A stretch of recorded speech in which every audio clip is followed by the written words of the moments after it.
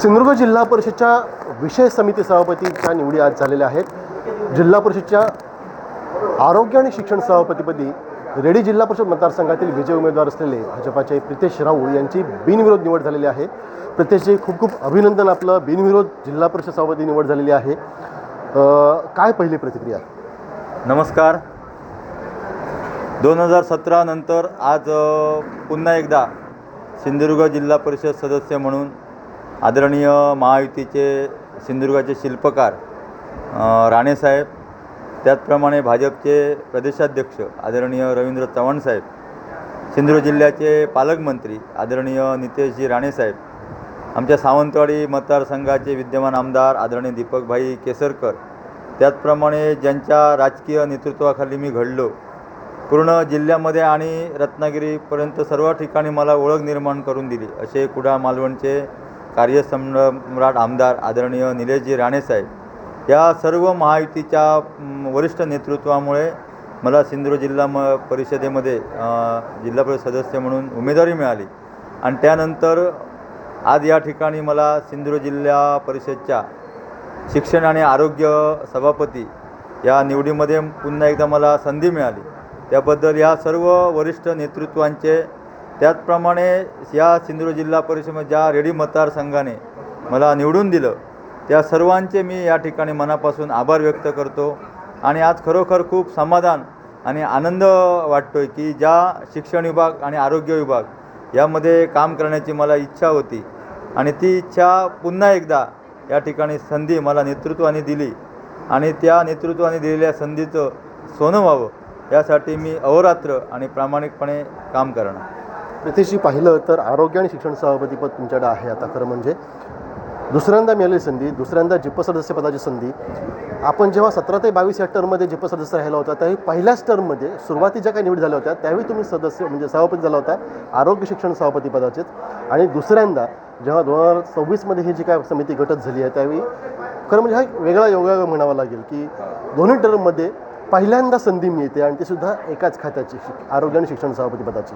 कसं पाहता याच्याकडं?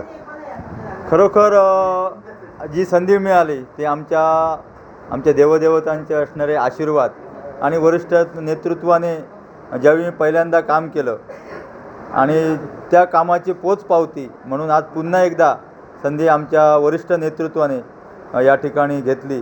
कुठेतरी आम्ही केलेल्या कामाची दखल सिंधुदुर्ग जिल्हा नेतृत्व आणि पूर्ण या ठिकाणी असणाऱ्या सर्वांनी घेतली. त्याबद्दल मी मनापासून आभारी आहे.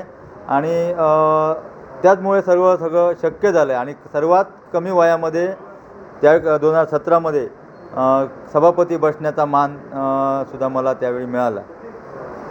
प्रितेशजी, आता बघितलं तर ग्रामीण भागामध्ये काय चॅलेंजिंग वाटतं आपल्यासमोर, शिक्षण खात्यामध्ये सुद्धा किंवा आरोग्य खात्यामध्ये? विशेषतः बघितलं तर आरोग्य खात्यामध्ये काय चॅलेंजिंग कामं आहेत की जी आव्हानं आहेत ती कुठली आव्हानं आहेत आणि ती कशा पद्धतीनं आपण त्या आव्हानांचा सामना करायला आणि जनजीवन जे काय आहेत जनसामान्यांचं आरोग्य सुधारण्यासाठी काय योजना असतील?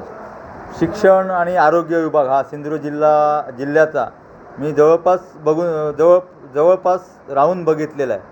पहिल्यांदाची असणारी आरोग्य सभापतीची कार्यकाळ, त्यानंतर आपल्या बांधा आणि इतर परिसरात आलेला माकडतापाचा प्रादुर्भाव, त्यानंतर पूर्ण जगामध्ये उद्भवलेला कोरोनासारखा आजार, हे सर्व आरोग्याचे सर्व विषय त्या काळी आम्ही एक चांगल्या प्रतीने पूर्ण जिल्हा परिषद सदस्यांना विश्वासात घेऊन, अधिकाऱ्यांना विश्वासात घेऊन हाताळले आहेत.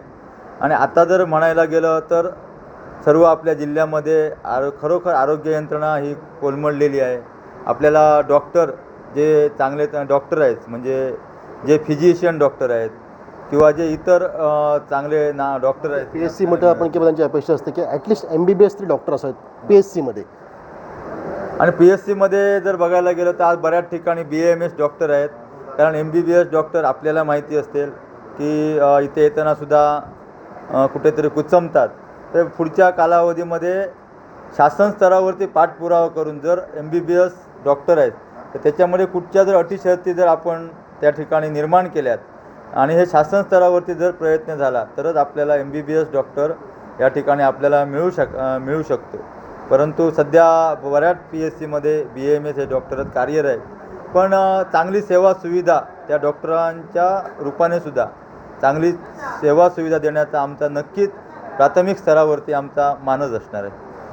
प्रितेशजी, खूप खूप शुभेच्छा तुम्हाला. तर हे होते प्रितेश राऊत यांनी म्हटलं आहे की ग्रामीण भागातील आरोग्य यंत्रणा सुधारण्यासाठी विशेषतः आपले प्रयत्न असतील. पालकमंत्री नितेश राणे असतील म्हणा, किंवा खासदार नारायण राणे असतील म्हणा, किंवा आपले आमदार निलेशजी राणे असतील, दीपक केसरकर यांच्या माध्यमातून जिल्ह्यातील ग्रामीण भागातील आरोग्य यंत्रणा जास्तीत जास्त सुधारण्यासाठी आपले प्रयत्न असतील.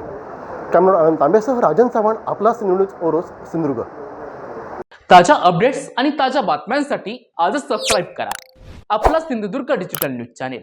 लाईक करा, शेअर करा, कमेंट करा आणि महत्त्वाचं म्हणजे बेल आयकॉनला क्लिक करायला विसरू नका.